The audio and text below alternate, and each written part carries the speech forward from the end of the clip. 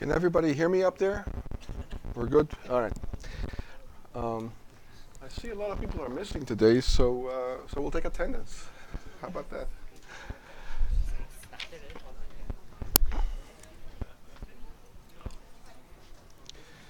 So last time we talked about selection. We said you can select in expected linear time if you do sort of the analog of quicksort. You partition around some pivot, put everything below you to the left, everything above you to the right with respect to the pivot, and recurse on the correct portion. And the average case is linear, but the worst case is quadratic.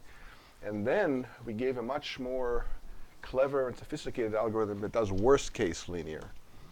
That involved partitioning into groups of 5, taking the median of the medians, using that as a partition with another level of recursion and all that. Any questions about any of that? How many understand this algorithm perfectly? Okay, that's good. More than half. I'll take that. So let me ask you a question about this. Why do we use 5 rows? Why not use 7 rows or 3 rows or 4 rows? Why are we using 5 rows? What's so magic about that? Well, 7 can work if we use less rows, implementing change the math of our recursion, and we might get converging one by the divergence. Yeah, so 7 rows will work. Any number of rows will work bigger than 5.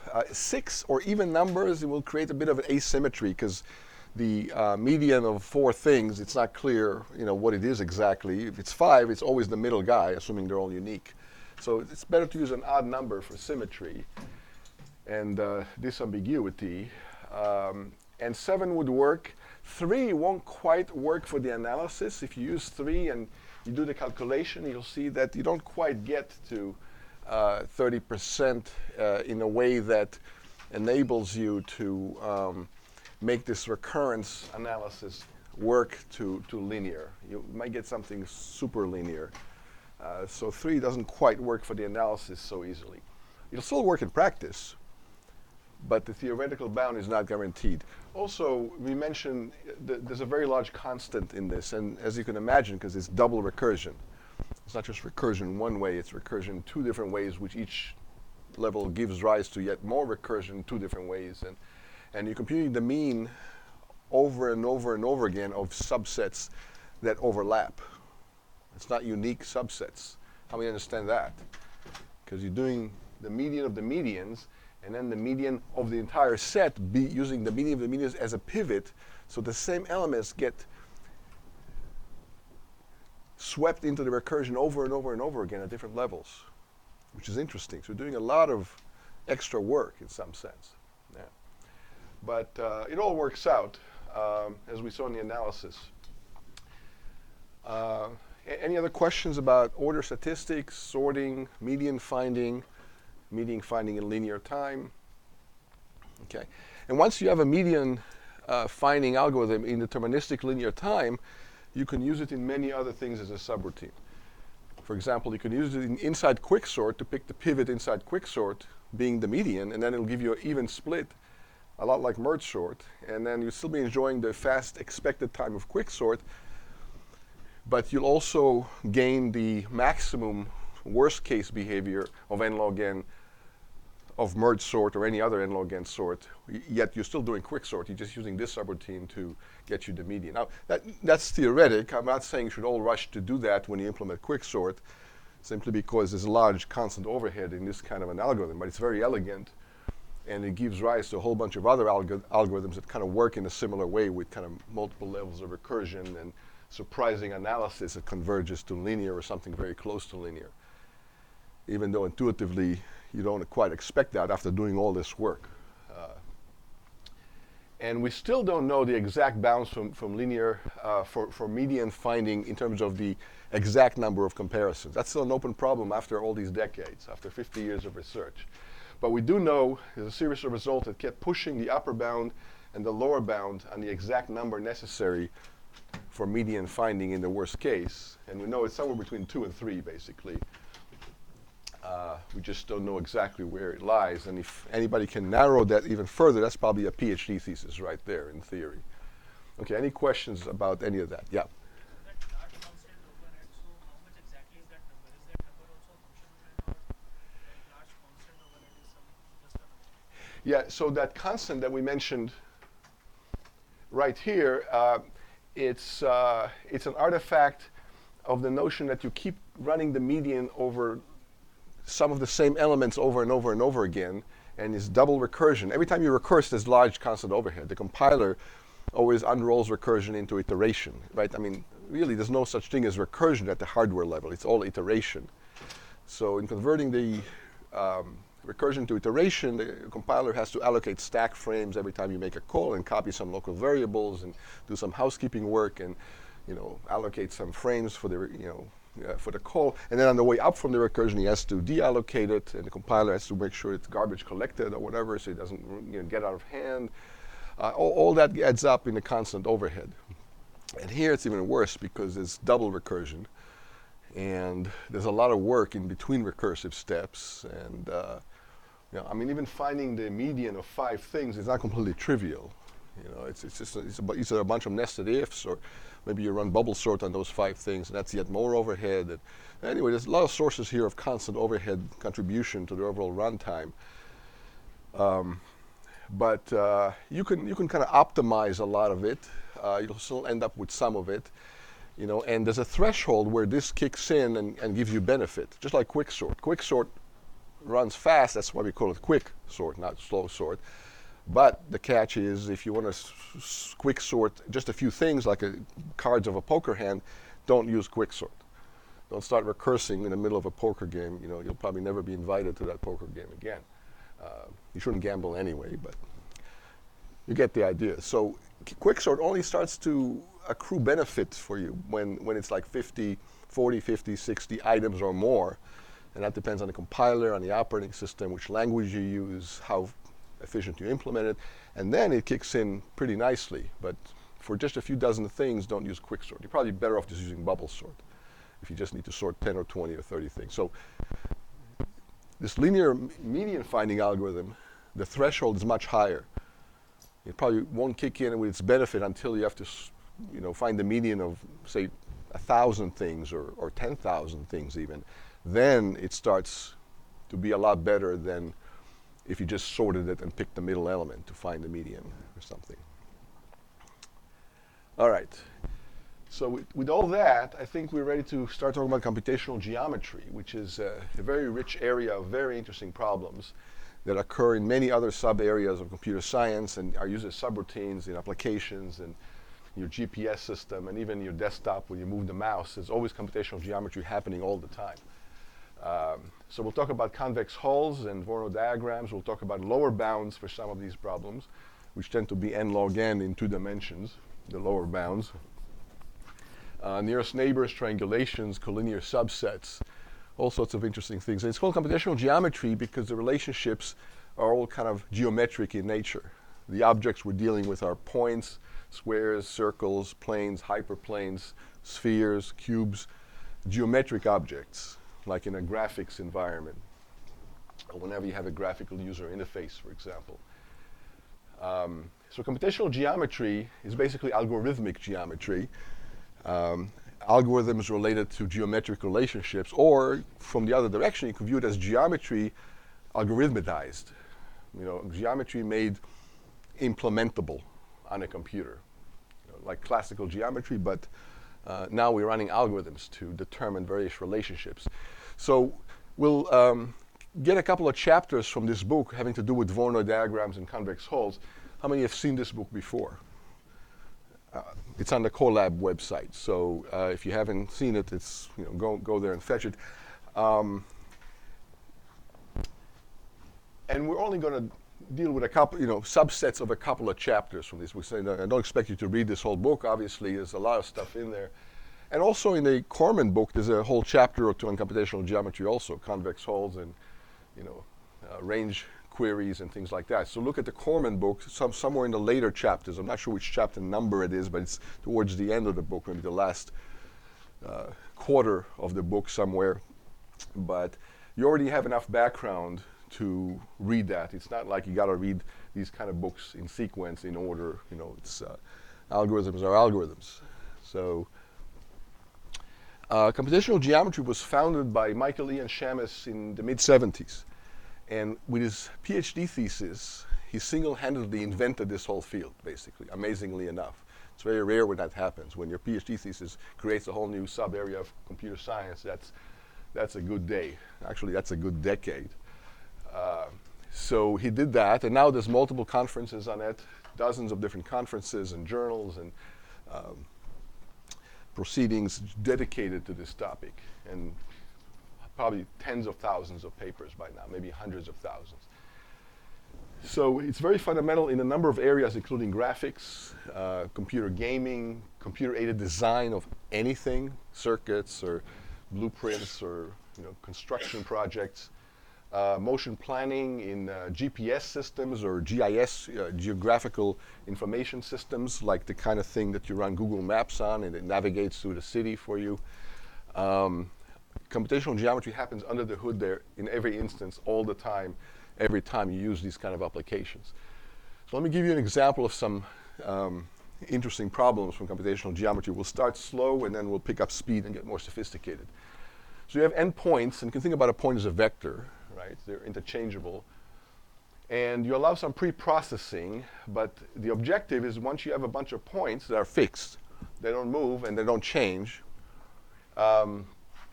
you want to know how many points lie within a certain query rectangle. So I give you a rectangle, and when I give you a rectangle in green there, I ask you how many points are inside. And in this case, there's 5 points inside, but how do you know that? Algorithmically and efficiently, how do you compute that for every possible query rectangle that I give you? So the pre-processing is kind of the initial constant overhead that you do before you start accepting queries.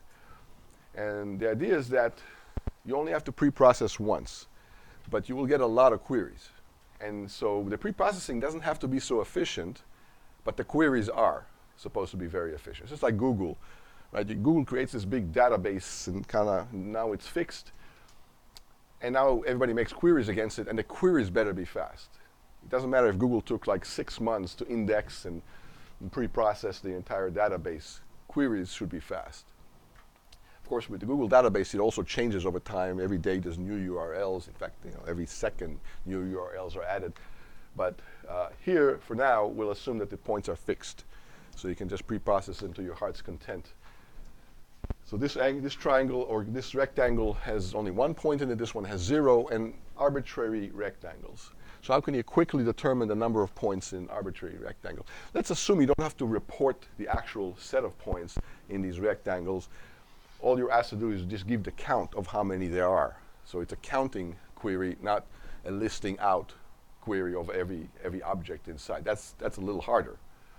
In fact, that could get out of hand real quick if there's a lot of points in the rectangle. The output size of or the list of these points could already be large, and then the query won't be very fast because just listing it will be slow. Never mind finding out which ones are there to list. Okay, so this sort of pre-processing phase only happens once. You can take your time about it. I mean, you don't want to take more time than you have to, but that time could be a lot longer than the query time. And the query time is critical. Okay, and of course it generalizes to higher dimensions. So here we see a two-dimensional instance, but you can imagine what a three-dimensional instance looks like. I took the liberty of animating it here. So the 2D became a 3D. You want to see it again in instant replay? I'm pretty proud of this one. So 2D here, but then when you add 3D axes and shadows, it becomes a 3D problem. Same problem as before. You give a rectangular shaped region, in this case a box, and you ask how many points fall inside that box. And you want to be able to do that quickly after you pre-process. So again, the applications in databases. So for example, if I ask you how many employees of UVA are between 25 and 35 years of age and make between, or were born between, I don't know, 1980 and the year 2000. So that's a two-dimensional range query. How many get that? Because you can sort everything by, on one axis by year of birth, and on the other axis, by whatever else you want. And when you do a double query like that, You're asking how many people fall inside that box along these two axes. Exactly this problem. So it comes up in databases, in geographical GPS system. So for example, say you're in Manhattan and you want to know how many restaurants there are, or how many even Asian restaurants, say, there are in this box within 5 blocks up and 2 blocks over. And this query is exactly, again, the kind of query you need to make and be able to answer quickly when you make such inquiries, whether it's Google Maps or your Apple smartphone maps or whatever it is. In gaming, it happens all the time. You're in a large space and you want to know how many players are near you so that the game can interact with you with those players, because it doesn't care so much about players are far away and that kind of thing. So computer-aided design, all these kind of applications require this kind of range query capability. So one common trick to solve problems, if you can't solve the general case or the case that you're presented, you try to solve a simpler problem. And by simpler, you can either make some special assumption about the type of data, specialized data, or often you reduce the dimensionality of the problem. So if you can't solve the 2D problem, try to solve the 1D problem and see how you do there. And then try to generalize your solution from 1D to 2D and then from 2D to 3D. But one thing is for sure, if you can't solve the 1D problem, you probably have no chance of solving the 2D problem, and certainly not the 3D problem. Why? Because 1D is a special case of 2D when the other dimension is just y is equal to 0. And the x can vary. Okay, so the higher dimensional versions subsume the lower dimensional versions almost always. There's very few exceptions. So if you can't solve this easily in 2D for fast queries, okay, let's do the 1D. Right? And that's a general problem-solving rule, and Polya, How to Solve It, that book I asked you to read, tells you exactly what I just said and many other good, clever heuristics, effective methodologies for solving problems very systematically. Okay, so one meta rule here is reduce the dimensionality of the problem. And there's a bunch of others. How many have started reading or have read Polya's How to Solve It, that book? Good, very proud of you. If you haven't, not sure what you're waiting for. You're just depriving yourself of very nice knowledge that will help you a lot in life and in your career. So, okay, so for 1D, you can pre-process the data by sorting it. Okay, once you sort the data, the query rectangle is just a box. It's a subarray of the entire sorted list of numbers. And you want to know how many numbers fall within a certain range. So I'm just showing you the indices here. And these are not the values. These are the indices of the array, 1 through n. And these are arbitrary real numbers, or integers, if you don't like real numbers. In a computer, really, there are no real numbers. Everything is discrete anyway. But I ask you, how many of these numbers fall between 27 and 53? Well, once the numbers are sorted, you can easily find out how many. And how would you do it? You have a bunch of numbers, we just sorted them. And I ask you, how many are between 27 and 53? Thank you. So how would you do it if the numbers are sorted?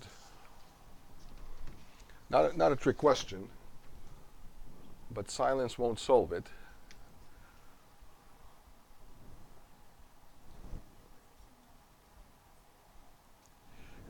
Yeah, what do you say? Binary search, yeah.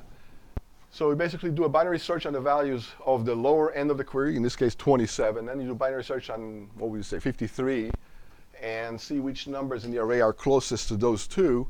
And then their indices, I and j. And so what's the answer of the count? J minus I plus 1. And that's the answer. So that's the 1D version. So it's log time per query, binary search, right? And then the space you took to do all that is basically linear. You took the data and sorted it into a secondary array, or you can even sort it in place if you're allowed to modify the data. That's okay. Either way, it's just linear space. And then n log n pre-processing time, because that's the time to sort, right? And how do you sort? Well, merge sort, or anything that works in n log n time. Heap sort, whatever you'd like, as long as it's n log n. Okay, any questions about the 1D version of range queries? Because the 2D will be more subtle, more complicated. Not too bad, but it's not as simple as a binary search. Okay. It's also not as simple as sorting, because sorting is a one-dimensional problem. The dimensionality of sorting is kind of hardwired into the very nature of the problem. If you're just sorting one variable, right? There's a total order, and total order implies kind of a one-dimensionality to it. Everything is in a row, like ducks in a row. Everything is bigger than everything that preceded it. But for 2D, there's not even a definition, a good definition of what it means for two-dimensional point set to be sorted, or three-dimensional, or any higher dimensional. So sorting by itself is not even well defined for multivariable data, multidimensional data.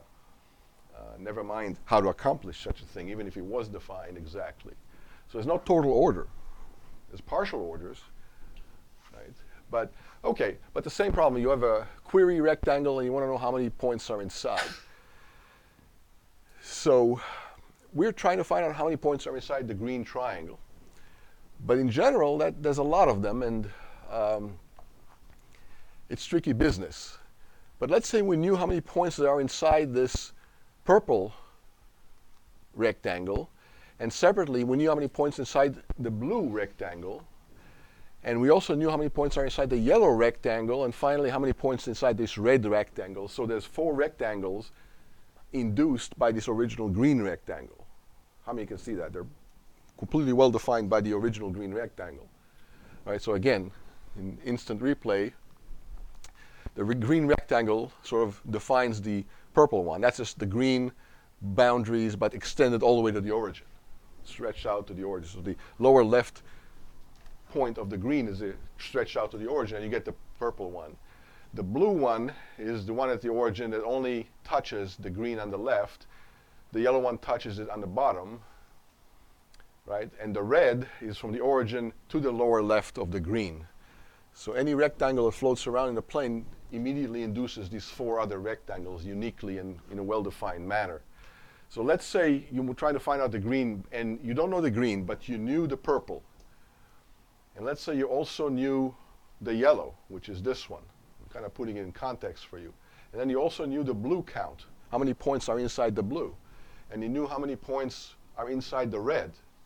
What's the relationship between the number of points in green and the number of points in these other 4 rectangles? It's not hard. How would you compute the first from the next 4?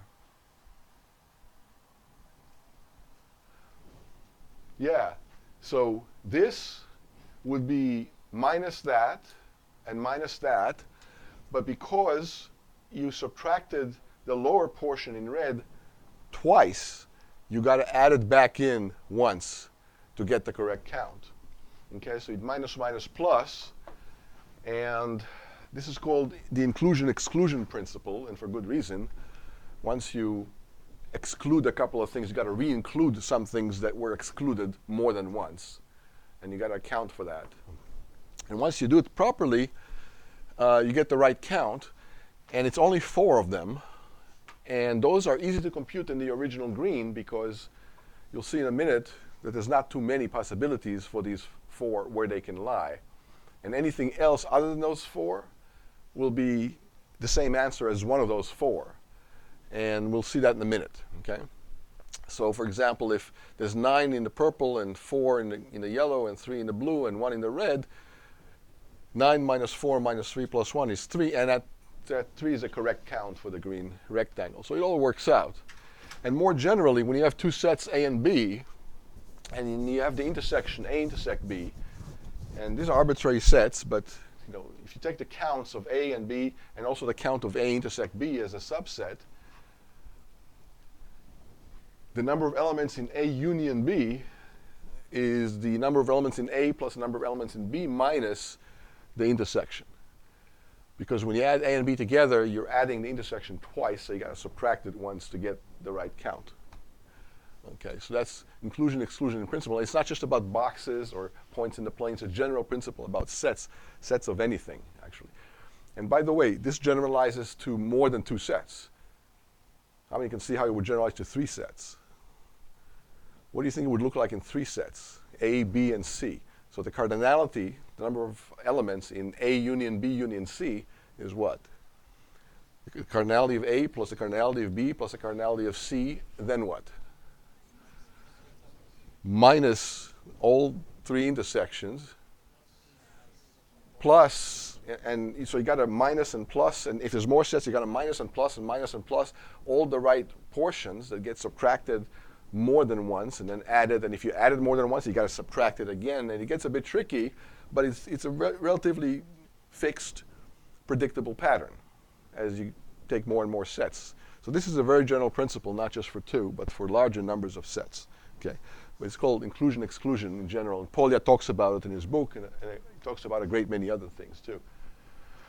All right, so with that knowledge, we're going to compute the number of elements in every possible rectangle that's starting at the origin. It has the lower left-hand corner in the origin and the upper right-hand corner somewhere else. And those are much easier to deal with than arbitrary rectangles because they're more structured. They only have 1 corner in the origin.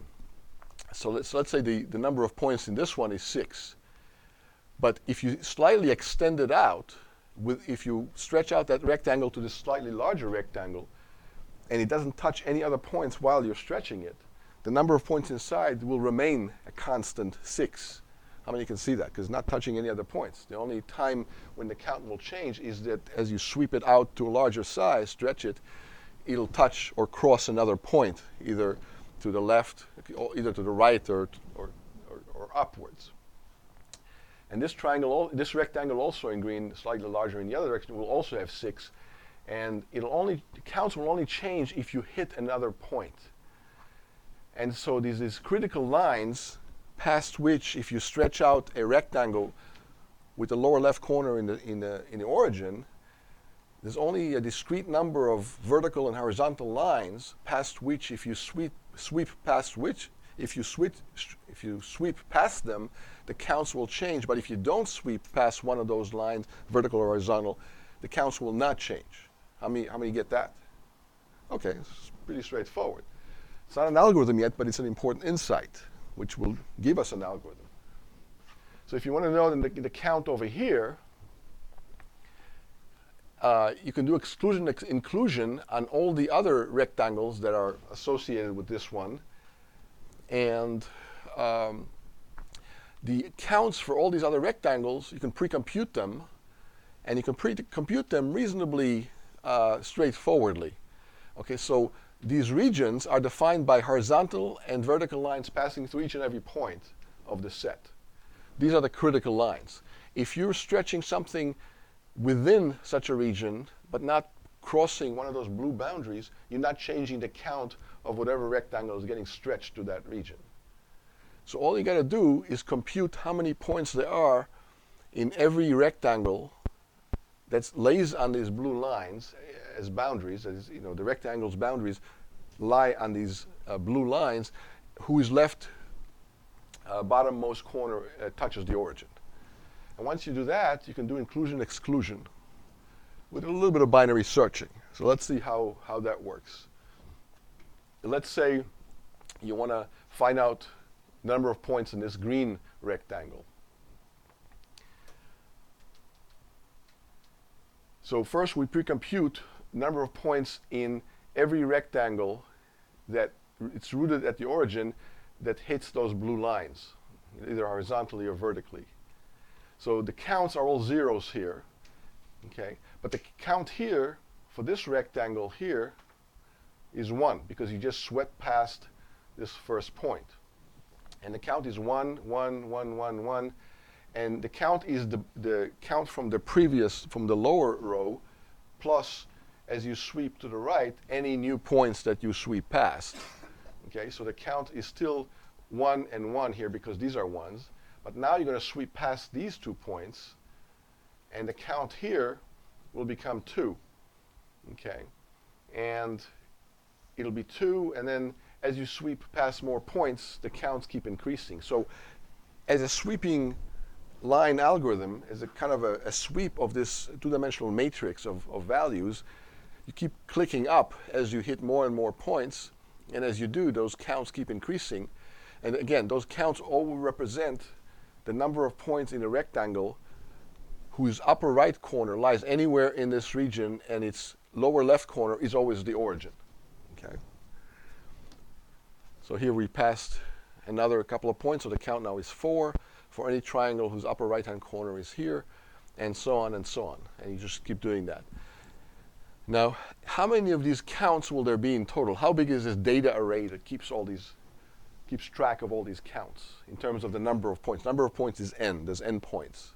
How big is this array of counts in terms of n, the number of points? Not a trick question. N squared. Yeah, n squared. I mean, n squared is not great, but it's a heck of a lot better than n cubed or n factorial or some exponential in n or a much larger n. And remember, that's a pre-processing step. You only have to do that once. And then you can do trillions of queries and never pre-process again, assuming the data set is fixed. Okay, so when you have a query rectangle like the purple one, you take the count of that and then you subtract the two counts by inclusion exclusion of the other two, and then you re-add the count of the lower one, and when you do all that, you get the right answer. Okay, so for example, the green rectangle, its upper right falls into the 6 category. So that's 6 points of any rectangle that falls here that's rooted at the origin. But this rectangle in green is not rooted at the origin. But the other rectangles that you're going to be dealing with are. So the 6 is, and then the 1 will be here, the 4 will be here, and then the 1 in red will be here. Everything is color-coded to match. And then the answer will be 2. And sure enough, there's 2 points here inside the green rectangle, derived by inclusion-exclusion, just like we saw on the previous slide. Now, the big question here is, how long does this take per query? Okay. So once you do all this, remember these lines, the blue lines, are defined by the point set.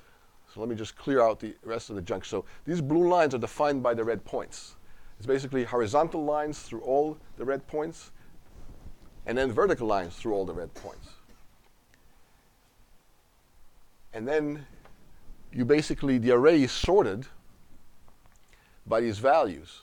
So in each entry of the array, you have the value of the point that induced that line, the x coordinate of that point, and also the y coordinate of that point, but it's sorted by x's, and then separately it's sorted by y's. The rows are sorted by y, the columns are sorted by x. And what are these x's and y's? Well, these are the coordinates of the original red points that induced all these blue lines, right?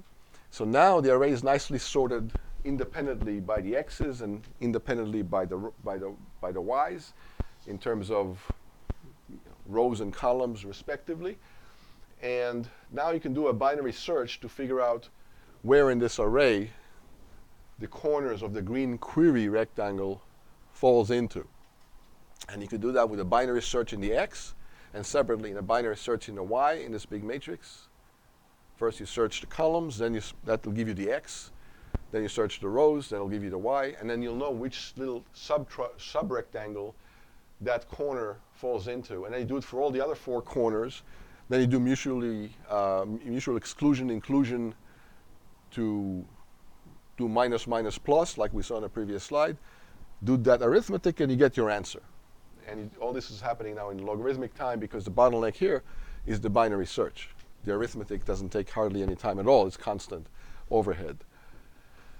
And you already said that the space is quadratic, and also the amount of pre-processing is quadratic also, because you don't have to recompute everything from scratch. You can just compute these values. You just kind of scan left to right every row by increasing rows, and the counters click up, and you kind of save all these values in this two-dimensional n by n array, and it's quadratic space and quadratic time.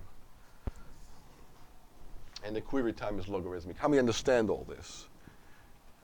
That was only a quarter of the class. So you want to ask questions or any questions or issues or yeah.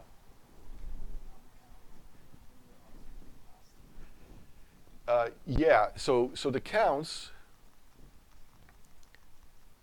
so you start at the origin and you sweep to the right. And as you sweep to the right, you hit, so you ask yourself internally in this rectangle that's upper right-hand corner is this point here, or this point here, or this point here. How many points are there are internally? Strictly in the interior, not on the boundary of these rectangles. So the answer is still 0 here and 0 here. Let me try to draw something. So for this, the answer is 0. And then for this, it's still 0. And for this, it's still 0. And you keep going. And then it's 0, 0. So where do you get these 0 on the second row? Well, you get them from the first row. So starting here, this first value you start with is whatever that value right below you was. So you start with a 0. And then you keep going until you sweep a point. Okay. And when you sweep a point,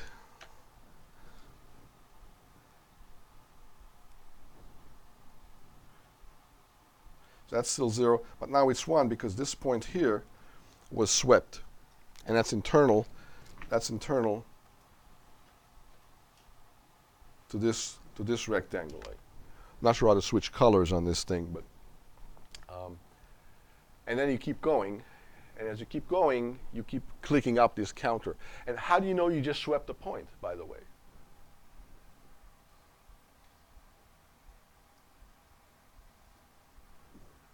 That's not a trivial question. Yeah. The upper right x and y boundaries are, those values are greater than the x coordinates of the point, but Yeah, the xy of this, the xy value of the upper right-hand corner of this kind of expanding rectangle exceeds that of that point. But how do you know that it does?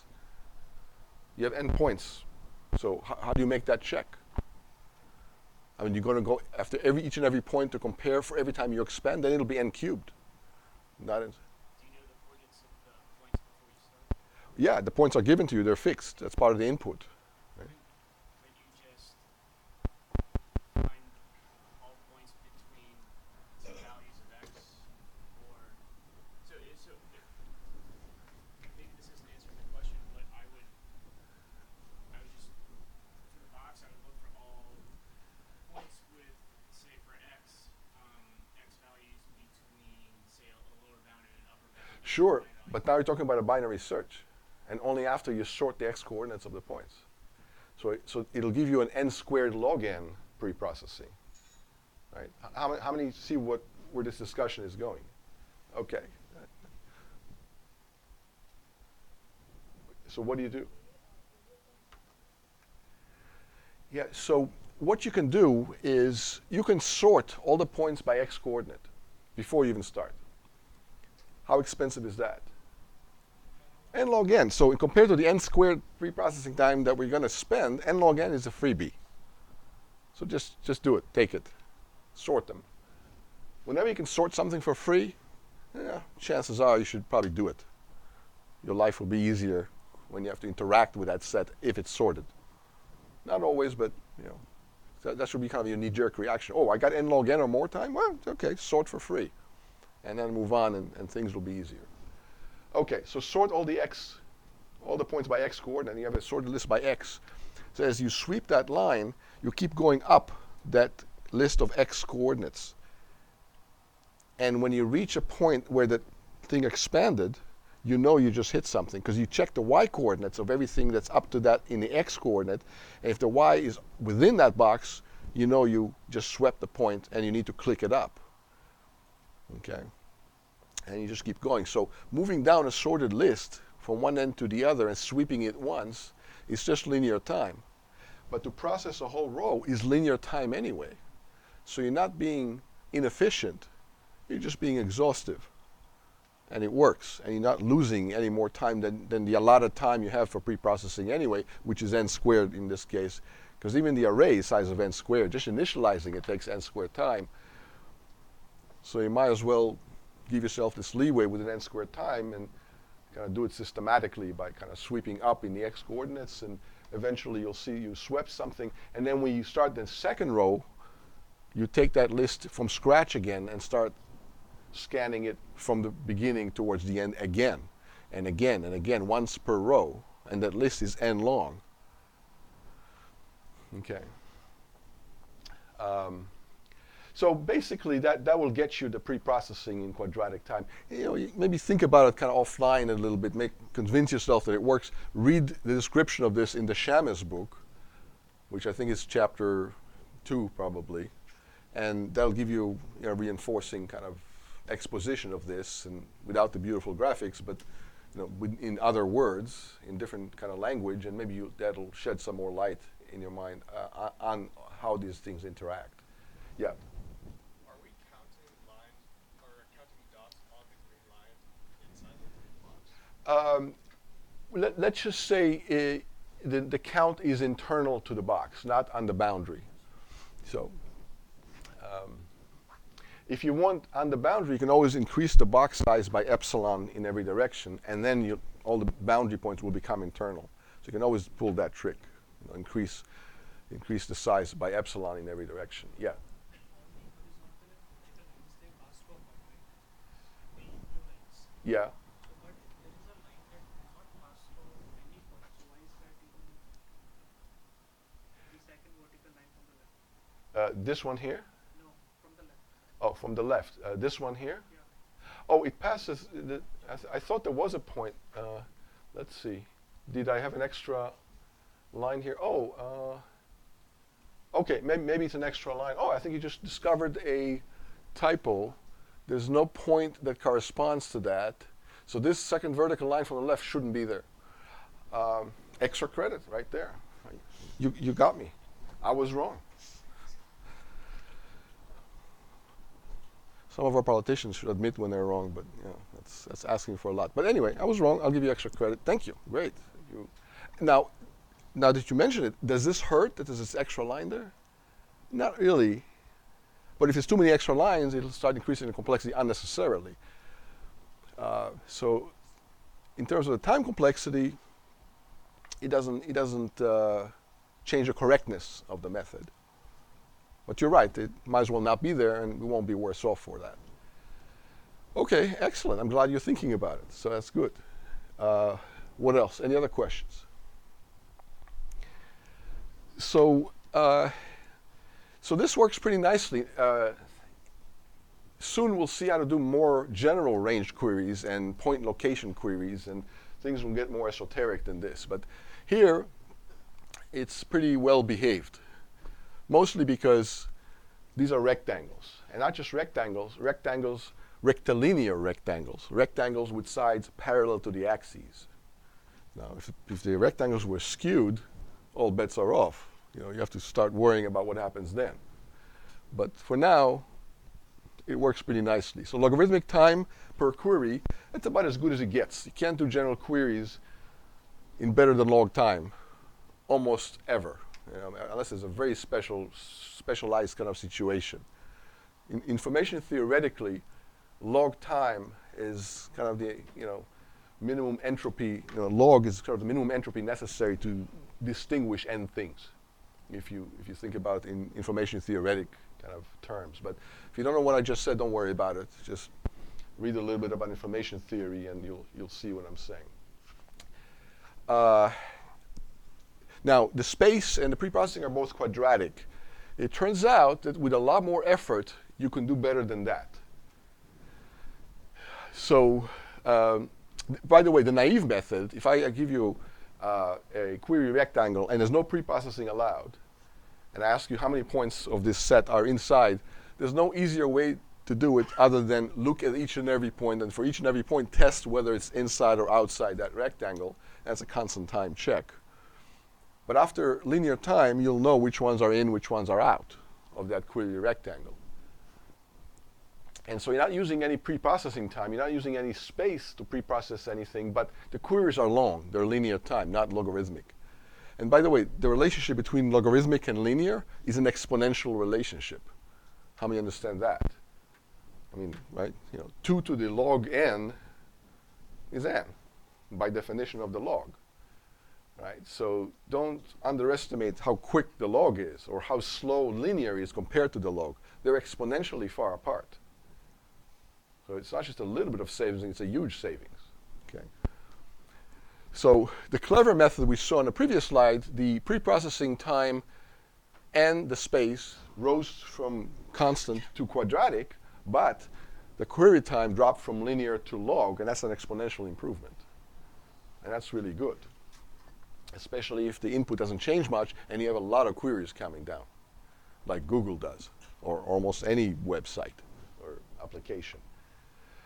Now, it turns out you can do something in the middle, a trade-off, where using KD trees, you can have the pre-processing and the space both drop to n log n, so that's a lot of savings in space and pre-processing time, but the query increases to log squared. It's no longer log, it's the square of the log. Now, square of the log is not too bad either compared to linear, but it's not as good as the log. It's the quadratic of the log. So you pay a little bit. And KD trees, we're not going to harp too much on them now, but it's basically a way to subdivide a space into regions based on where objects in the regions lie, like points or other objects, in a kind of horizontal, vertical, alternating manner, so that you can kind of recurse on the space, left, right, horizontal, vertical, alternating, and converge on what you want pretty quickly. It's a kind of ubiquitous data structure, and it can work in higher dimensions too. Here's a KD tree in 3D. And by the way, the algorithm we saw earlier works in 3D also. So this algorithm that we saw on the previous slide, that can be easily generalized to 3D using a 3D array and 3 binary searches, one on the X, one on the Y, one on the Z. And how many can see that generalization? You can sort of imagine how that would work, pretty much on the same principle. Exclusion, inclusion will be a little trickier. There'll be more sets to include and exclude. The time to pre-process and the space to pre-process will be what in 3D? N cubed. Now you're getting it. And you can generalize it to dimension 7 or dimension 23. Now it's going to, the time and the space will start to run away from you if you get into higher dimensions. Even 3 is kind of onerous. But if you go into KD trees, it's not so bad. You'll get square of the log and n log n space in 2D, and 3D it'll be a little bit more than that, but not hugely more. Now, there's all sorts of generalizations you can do on this kind of problem and solution. We mentioned you can already do it in higher dimensions, and the general search window, it doesn't have to be rectangular, and even if it's rectangular, it doesn't have to be parallel to the axis, its sides. It could be arbitrarily angled rectangle, then it gets more tricky. It could be a circle for the range query window. It could be a triangle. It could be arbitrary shapes, right? So the queries can come in arbitrary polygonal shapes, and that makes it much harder. Or it could be half-plane queries. You give me a half-plane, you ask me how many points fall on one side of the half-plane versus the other side of the half-plane, say the lower half or the right half of the half-plane. Or they can be arbitrary objects instead of points. So we kind of did this problem with points, but imagine if all the objects were line segments instead of points, or triangles, or star-shaped, or hexagons and pentagons, or a mix of those things. And I ask you how many of these objects are inside a query point. Now it gets a lot more complicated. We also did a counting kind of version of the problem, not an enumeration version. So far we answered how many points are in this query rectangle, but not which ones are they exactly. And so reporting the whole roster is at least as hard as counting, and often much harder. And the query time can no longer be just log, because the count could be much higher than the log, and listing them out will take at least as much time as their cardinality. And so if there's a lot of points you need to report, it'll take it that much longer to report them, and so the query time, including the reporting time, will not necessarily be bound by the log anymore. If you're lucky, it'll just be the number of points, and if you're not so lucky, it could be higher than that even. So there's lots of ways to generalize this, and people have done many of those things. You can also talk about containment versus intersection. Points, it's either in or out, but if you have a segment, the segment could be in, or partially in or out, or completely out. And similarly for other more complex objects, and in graphics applications and video games and CAD systems, you may want to solve a lot of these kind of sub-problems separately and efficiently. You can also solve the static versus dynamic version. So right now we solve the static version. The point set doesn't change. It's fixed. It's given to you, and once it's given to you, you're stuck with it, and you don't have to worry about it changing at all. So you can pre-process and then do arbitrary numbers of queries, but the point set is fixed. You can do a dynamic version where points keep getting added over time or subtracted, and now you always have to answer queries correctly, but you also have to update the underlying data structures and keep doing pre-processing as you go so that you can keep answering queries quickly, but it's a dynamic version of the data set. Points are added and subtracted. And in a lot of real-life applications, that's exactly what happens. Certainly to the Google database of URLs, URLs get added and subtracted on a second-by-second basis, probably a millisecond-by-millisecond basis. And you constantly have to do good, fast queries as you go. So often you can take a problem and generalize it to the dynamic version, and things get a lot hairier.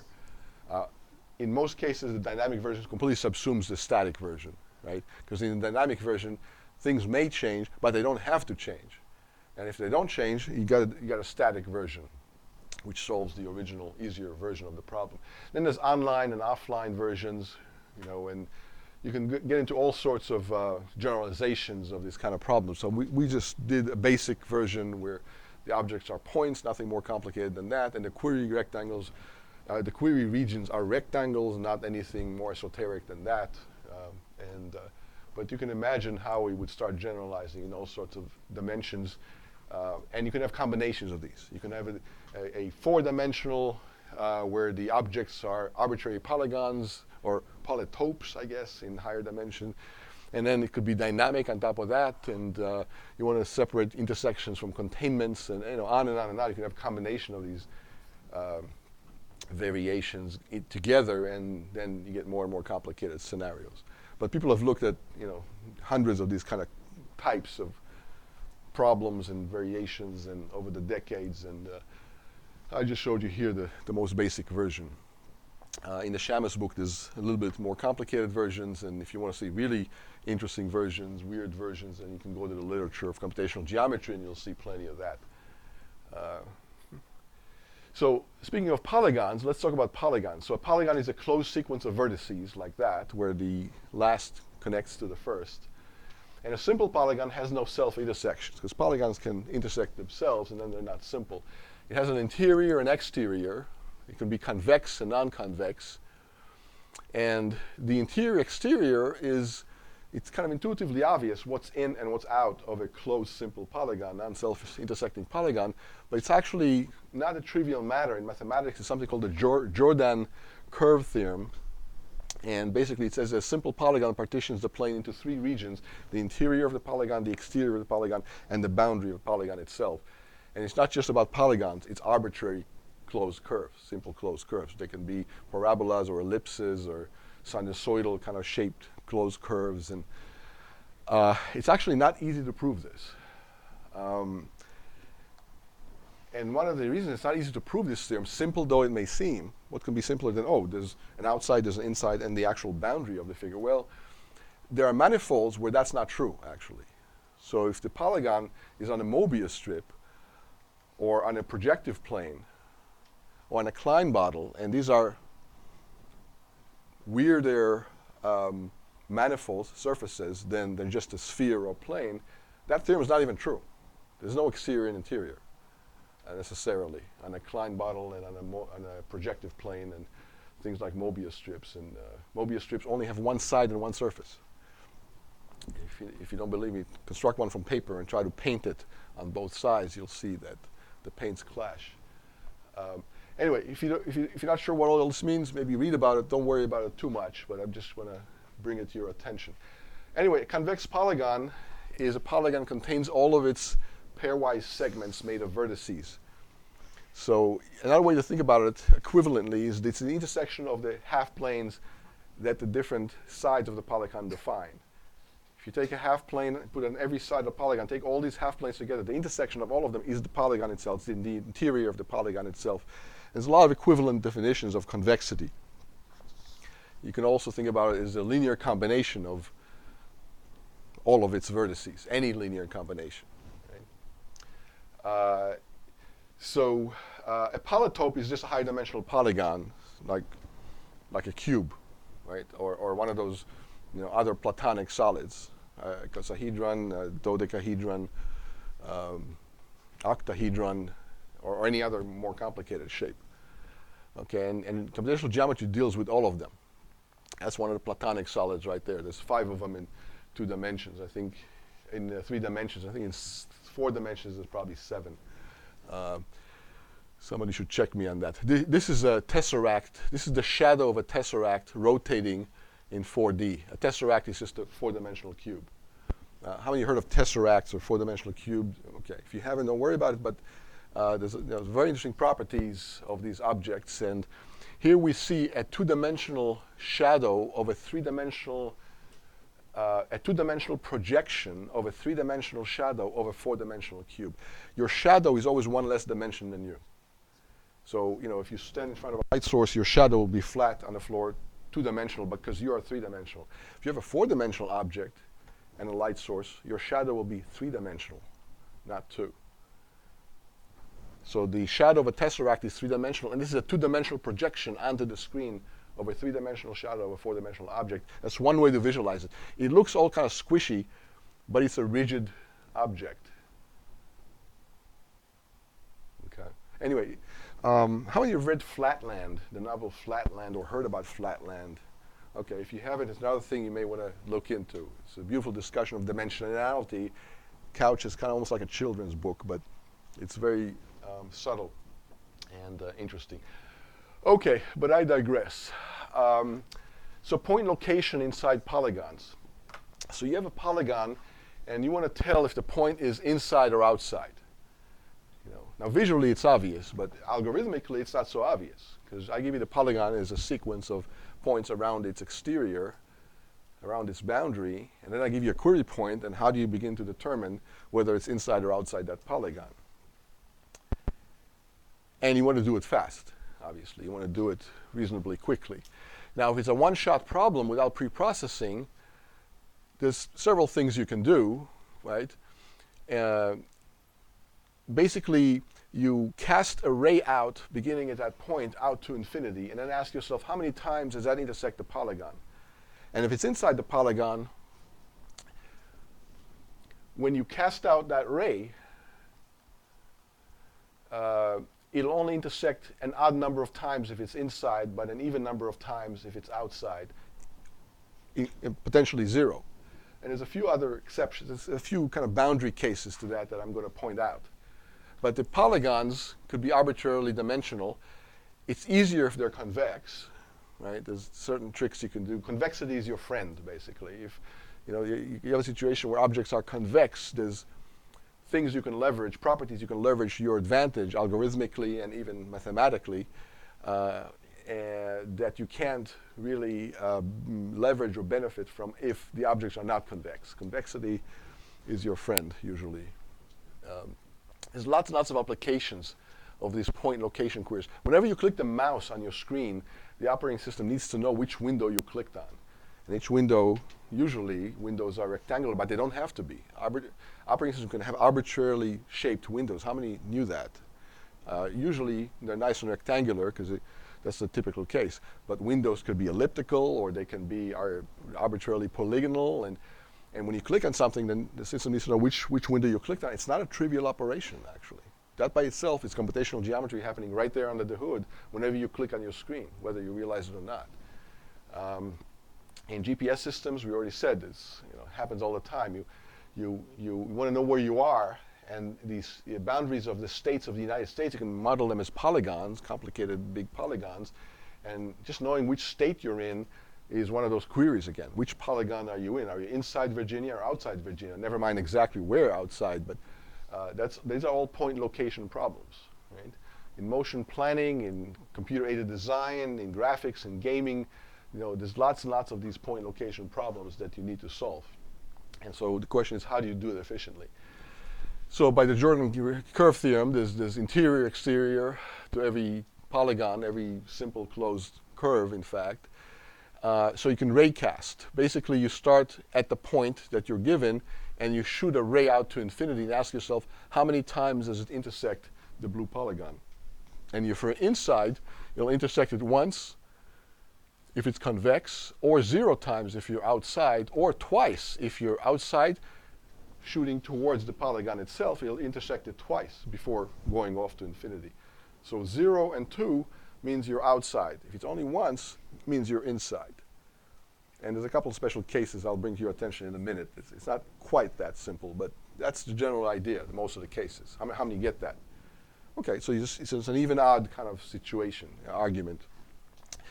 If it's non-convex, kind of the same thing. If you're inside and you're casting to infinity, you will intersect it once, or maybe 3 times, or maybe 7 times. But if you intersect it an even number of times, you're on the outside of it. Again, there's a couple of special cases I'll show you in a minute. And how do you test the intersection between a ray and a polygon segment? Or more generally, how do you test whether 2 segments are intersecting or not intersecting? I'll give you 2 arbitrary segments oriented arbitrarily. Each segment is defined by its 2 endpoints, uniquely defines a segment. 2 endpoints uniquely define a segment. I'll give you 2 segments, ask you, do they intersect or do they not intersect? Algorithmically, let me ask you this first, it's probably the easier question. How fast can you do it algorithmically, determine this intersection or non-intersection for 2 segments? Take a wild guess. How fast? It's not a trick question. If you think about it, it's kind of obvious, right?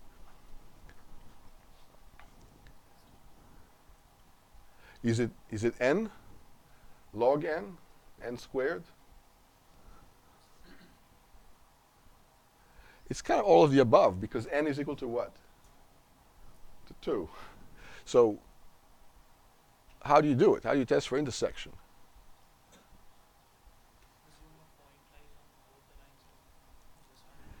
Yeah, it's basically a few nested ifs, if you will, right? 2 things intersect, right? If the x of one falls between the 2 x's of the endpoints of the other segment, or vice versa, and you can put a couple other conditionals and see that with a few if statement, kind of nested if statement, you can determine in constant time whether 2 segments intersect or not. How many kind of believe that without necessarily going through all the if and then else's? Okay. As an exercise, go through it, implement it, make sure it works. At least once in your life, just implement, pair of segment intersection test. Again, there's not even a loop. There's nothing to loop on. There's just 4 points and 2 segments, right? Defined by the 4 points. So you can test intersection of this ray against any of the segments and then count how many there are, and then you'll know if it's inside or outside. Again, no pre-processing because it's a one-shot problem. In a minute, we'll see what happens if you need to solve it over and over again. You can save a lot of time on the query. But it's linear time because you intersect that ray with each and every blue segment of the boundary of the polygon, and then you count how many intersections there are, and then you'll know by the even oddness of the number of intersections whether you're inside and outside, respectively. So odd means interior, even means exterior. So like 4 times, that means you're outside. Once, you are going from the inside to the outside. So it's a nice little property of simple closed curves. Now here comes the few minor exceptions. So here I'm saying that segment pair intersection is a constant time, and you can do the ifs, if then else's yourselves. Let's say you intersect it this way. So technically, it's a tangent. It's not quite an intersection of the interior of a segment on the boundary. You're intersecting 2 segments both on their endpoints. Two segments of the boundary on their endpoints. So it's a bit misleading here because the number of intersections here, it's still 2. Because you intersect this segment here on its end and this segment here on its end. So really you were still outside. And so that's okay, but that's kind of a little oddball case. These two intersections are not quite like these, because these intersect on the interior of boundary segments, and this other case intersects at the very tip of the segments. Here's another weird case. If you're inside and intersect, again, the corner here, you have to distinguish this from this, because here you also intersect both of these segments on its tip, and there's 2 intersections. But remember, even means exterior, but this is interior because you went right through the corner. So that's a weird special case. It doesn't happen very often, but you need to worry about that. And you need a couple more ifs in your inner logic of your loop or whatever, but you can get around that and handle it. And there's a couple other cases. What if you're on the boundary going out and you're going parallel to the boundary on the boundary itself, and you're intersecting a whole bunch of points on the segment, but really, as far as endpoints go, you're intersecting 2, but now you're on the boundary. That's another kind of weird boundary case, literally a boundary case, no kidding. Boundary case for real. It's on the boundary. So now you know what they call in boundary cases, right? So, well, here there's an issue of definition. If you're on the boundary, do you want to be inside or outside? Considered to be inside or outside if you're on the boundary. That's a matter of definition. But anyway, once you kind of have a little bit of logic with some if statements to take care of these weird cases, everything works the way we described earlier. And I just want to bring it to your attention that you have to kind of worry about these. You have to worry about these boundary cases literally. And in general, in programming and in logic and in math, you have to worry about a few special cases, a few exceptions potentially, whenever you solve a problem. Don't just say, oh, okay, it's general enough, walk away, raise your hands in victory, and say, oh, by the way, you missed this, I missed that, and there's a couple of if-then-elses that I didn't consider, and the solution is not quite general or not quite complete, but it's 99% correct. Usually if you're 99% correct, nailing down the last few kind of problematic corner cases is not too hard, not too bad, usually. But you have to be aware that this is a thing. This happens, quite a bit in real life. Anyway, constant space, constant pre-processing time, but linear amount of time per query because you're only doing it once. And what's the lower bound for this problem? Can you do it in less than linear, you think, if you just do it once? The query time? How many say less than linear, sublinear is possible? How many think that? They say linear is a lower bound also. Well, nobody's voting. Not a single person voted. That's a perfect record. Okay, maybe I should ask the question again. Maybe you didn't get the question. So we just showed a linear time algorithm for querying, answering the question of whether a point is inside or outside a polygon. And then I said, well, is linear also a lower bound? In other words, is this an optimal algorithm? Or can you do it faster than linear time for a one-shot problem? No pre-processing. How many say linear is a lower bound? N is the number of points, vertices of the polygon is n. The number of vertices is n. What do you think? By now we've kind of seen a lot of, well, not a lot, but a bunch of lower bounds, right?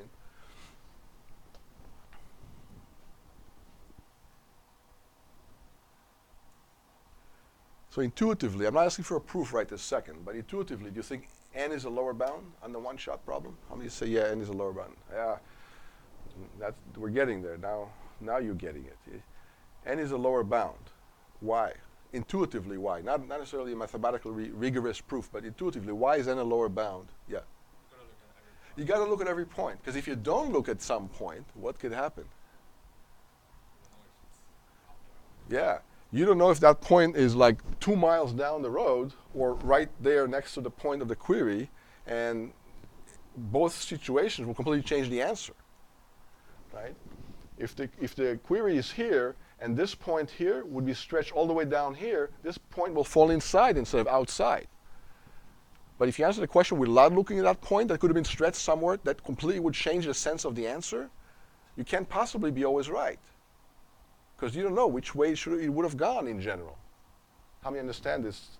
This is called an adversarial argument or an oracle argument, a bad oracle argument. The argument is not bad, the oracle is bad, because he's trying to defeat your correctness by doing arbitrary things behind your back, and if you thought you were right, he would go ahead and change it in a way that you wouldn't be right. So, and that can easily be done by moving a single point over. And so if you haven't looked at that point, you don't know where it is, so you don't know what's the answer. So you can't possibly be correct in general, and that's the adversarial argument that says every single piece of the data of the input must be looked at least once. That's a lower bound, no matter which algorithm is running. So it's general lower bound. Okay, here comes the interesting part. Well, everything was interesting still, but this is even more interesting. So now I want to pre-process the polygon in a way that will make queries fast. So I'm going to take my time pre-processing. You have lots of time to pre-process, but the queries are going to come fast and furious after the pre-processing, and you better handle them quickly, not take linear time. That's too long, right? So here's how you can pull off that stunt.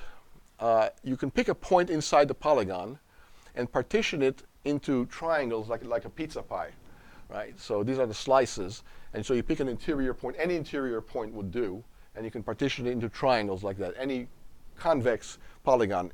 And then later we'll see how you do this for a non-convex polygon. It's more complicated, but it's still doable. For a convex polygon, you can always partition it into triangles. How many believe that? Yeah, take any point in the middle and just shoot rays from that point to all the vertices, and you got your slices of pizza. And there's no two ways about it, right? How do you find an interior point, by the way? It's not hard, but how do you do it algorithmically? By the way, which interior point do we want? If we just want to slice it into triangles and with not any other constraints or goals. Any interior point will do this trick, right? How do you find any interior point? Any interior point, no matter what it is, just not a trick question, but you got to do something algorithmically. You can't just say it'll happen by itself. I'll give you a polygon. I ask you to find a point that lies inside the polygon. There's n sides to the polygon. There's n points around the periphery. Yeah. Yeah, take the average of the x's and the average of the y's. That'll be guaranteed to be in the interior. How many believe that? Yeah. There's another name for that point. What is it called? Center of mass or centroid. Yeah. Good. All right. Sort the pizza slices by the polar angle around this interior point. You can start anywhere you want. So that's slice number 1, 2, 3, 4, 5, 6, and 7. Right? So you sort these triangles by polar order, by polar angle order around this interior point. Which point? Well, the centroid, or any other point that's inside. Okay? Now here comes the query. The query says, is this point inside the polygon or outside the polygon? Remember, before, it took us linear time to figure this out. Now, we can do it much faster. How?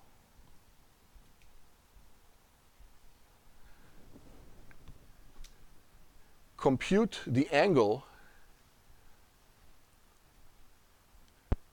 of that point to the centroid, or whatever the interior point is. Compute the angle of this to P. You can do this in constant time, right? Draw the line, take the sine, cosine, whatever. You can compute that angle quite easily. How many can see that? Yeah, never mind exact, just trigonometry. Just use trig, okay? I'll leave it at that. All the other slices have their own angles, right? And we sorted everything by the angles of the slices. So to find whether this point, which wedge it's in, not necessarily which triangle it's in, but which wedge. The wedges start with the triangles, but they go off to infinity. So it's like infinite pizza slices in all directions, where the triangles are just the base of this slice. So you can find what wedge it's in, how fast? Log n. By what technique? Binary search. Yes, my Padawans, I'm so proud of you. Now you're getting it. So in binary search manner, you find what wedge it's in. Logarithmic time. And there could be lots of wedges, could be millions of wedges. But in log n time, you will find which wedge it's in. And once you find it's in this wedge, you got to do one more test. Now you know it's in this green infinite wedge simply by the virtue of its angle being within the two angles of this wedge. And the wedges are all sorted by their angles.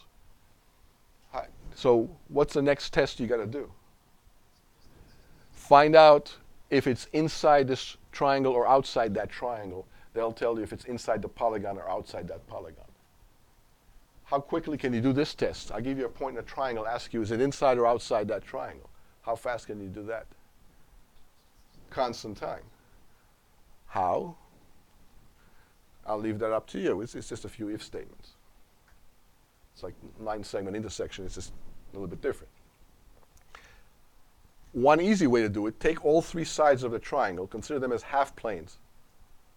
So you have this half plane, and then this half plane. And the triangle is the intersection of all three half planes. How many can see that?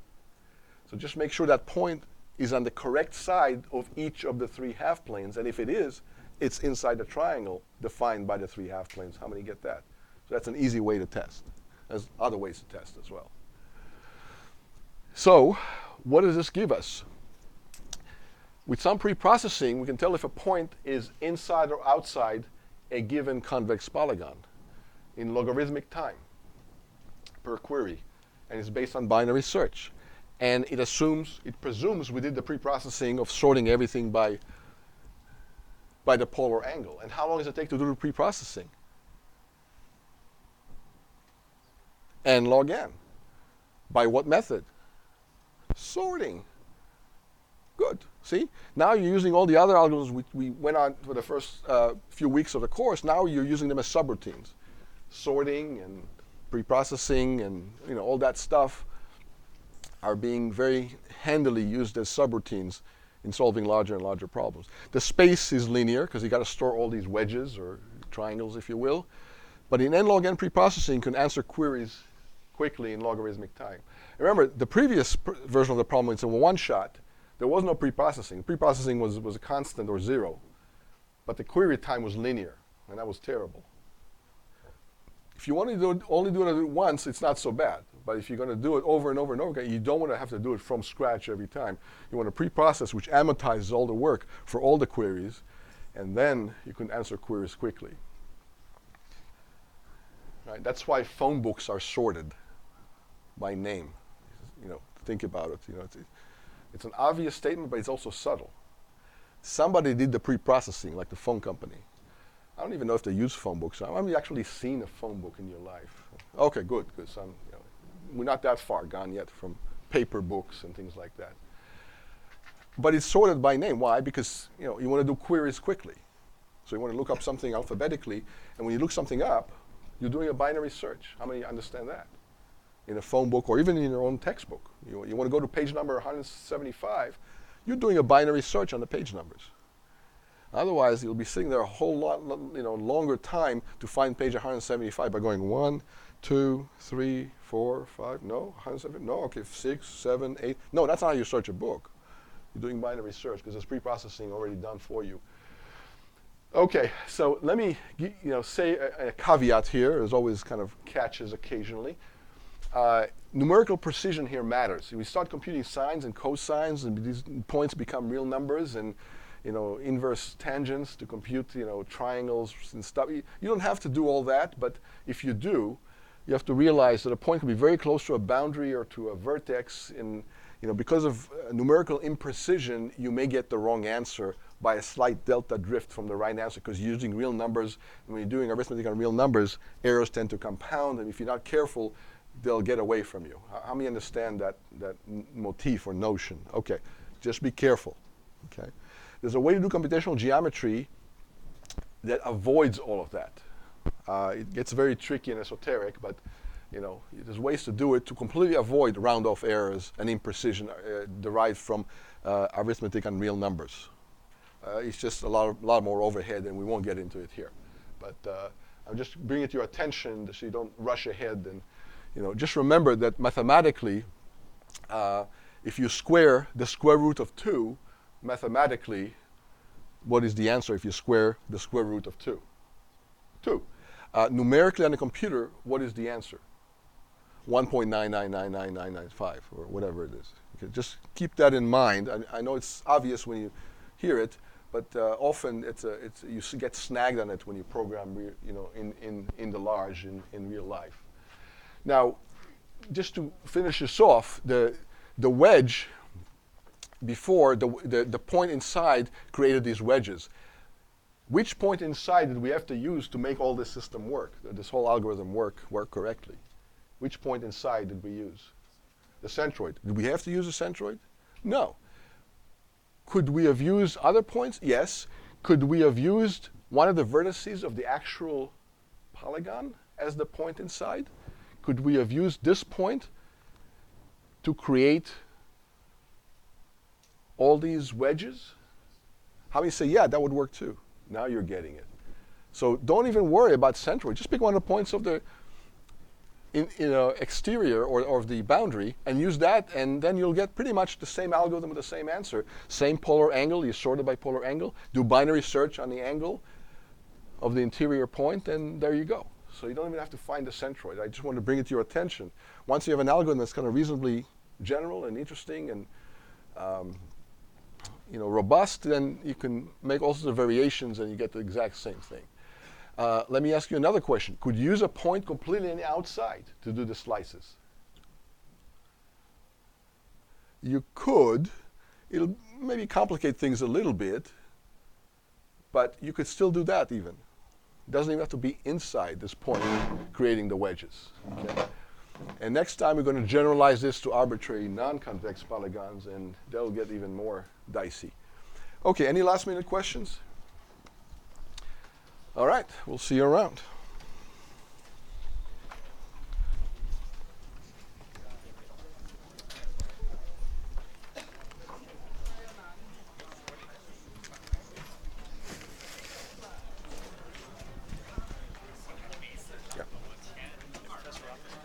It seems like with range queries, you said that they're static or dynamic queries that you could possibly increase that to continuously determine what's in a range. Like if you did even like a discrete, like with frames, like in video. Mm-hmm. And then it seems like you could further generalize it to like into physics, like the gas within the volume of a container, and the vectors of like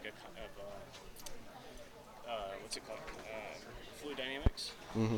It seems like you could completely generalize that. It seems like it's foundational for Yeah, for a lot of things. It's a very fundamental subroutine that gets used lots and lots of places in various ways and can be generalized lots of ways. You can do this in 3D and in various other spaces, not even necessarily Euclidean spaces. And range queries are very ubiquitous. Even when the data is not geometric, like databases, it could be employee records. And you want to find out the range of dates for birth versus salaries, and that defines kind of a hyperbox in a non-geometric space, just space of data. And that's still a range query. Like an SQL is a range query. So, all right. Hey, I had a question on this slide. Okay. Can we tie the space or the time complexity of our pre-processing with our core A time complexity? Can we speak about the optimality of our core A time in terms of our pre-processing time? Hold on a second.